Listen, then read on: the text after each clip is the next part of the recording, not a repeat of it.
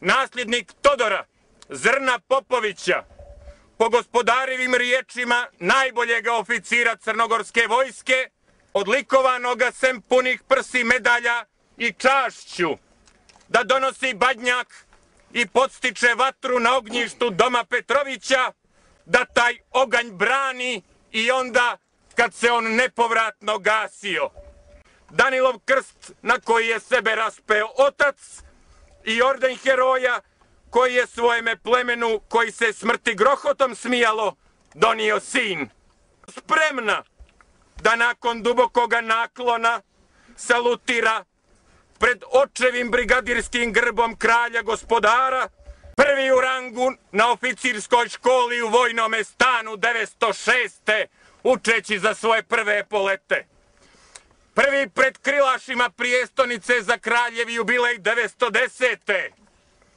Prvi pred svojom četom Cucko-Čekličkoga bataljona Katunske brigade na Skadarskoj kasapnici 12.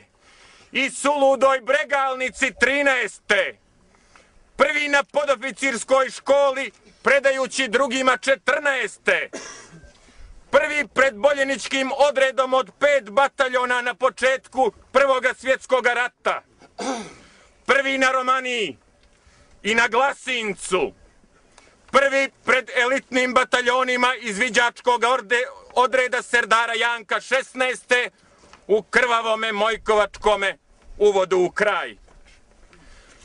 Prvi i pravi pred četama ustalim za pravo, čast i slobodu Crne Gore, prvi u štabu crnogorskih trupa u Gaeti u sami sumrak sloma.